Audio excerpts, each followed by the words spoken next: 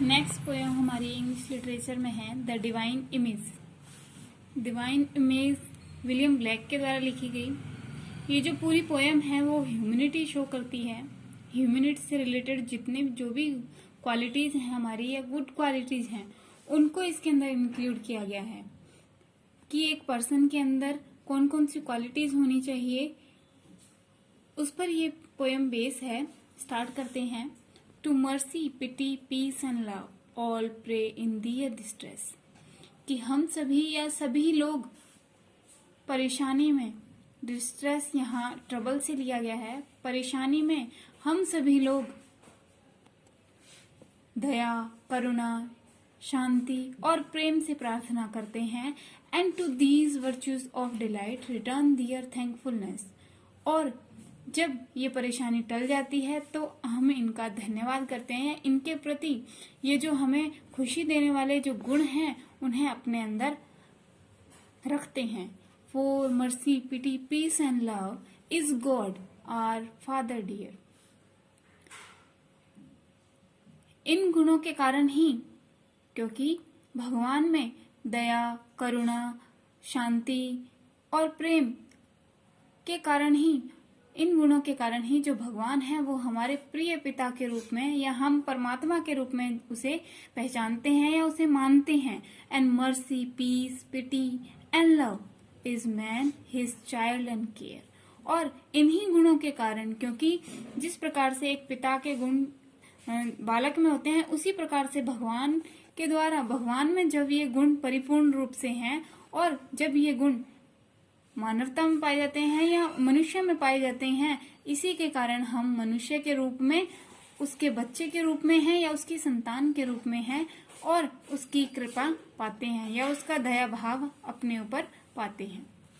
दोबारा से देखो, for mercy pity peace and love, क्योंकि भगवान के अंदर दया, करुणा, शांति और प्रेम है, इसीलिए वह हमारे पिता के रूप में हमारे ऊपर कृपा रखते हैं और उसी कारण से इन्हीं गुणों को रखते हुए हम सभी मनुष्य उसकी संतान हैं।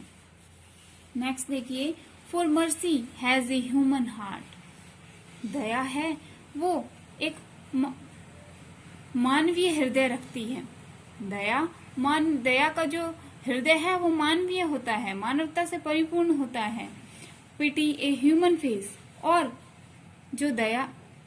जो करुणा है उसका जो चेहरा है वो मानवीय दिखाई देता है।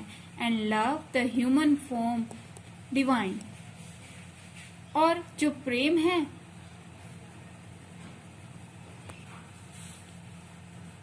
दैवीय गुणों से परिपूर्ण होता है। मतलब जो प्रेम भाव है वो हमें देवताओं से संबंधित ये दैवीय स्वरूप बनाता है। And peace the human dress, और जो शांति है वो हमारे मानवीय चरित्र की पोशाक के रूप में, बाह्य आवरण के रूप में हमारे साथ रहती है। मतलब है कि जिस मानव में दया का भाव है या उसके हृदय में दया परिपूर्ण रूप से है, पिटी ए ह्यूमन फेस, और उसके चेहरे पर या उस मानवता के चेहरे पर, उस मनुष्य के चेहरे पर करुणा दिखाई देती है। And love the human form divine, और जो प्रेम है वह एकदम वह मनुष्य दैवीय गुणों से परिपूर्ण लगता है। जिस मनुष्य के अंदर ये चारों जो गुण होते हैं वो दैवीय स्वरूप दिखाई देता है। Then every man of every clime that prays in his distress,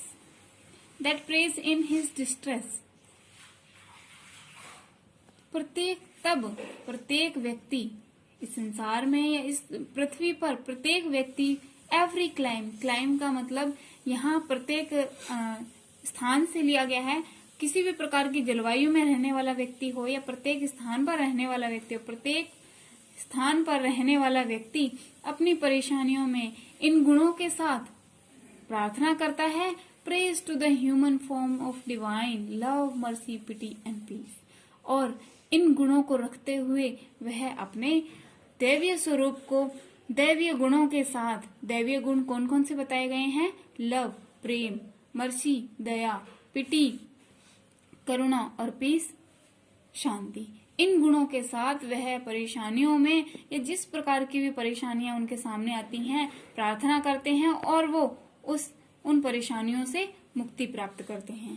and all must love the human form. हम सभी को मानवीय स्वरूप से प्रेम करना चाहिए।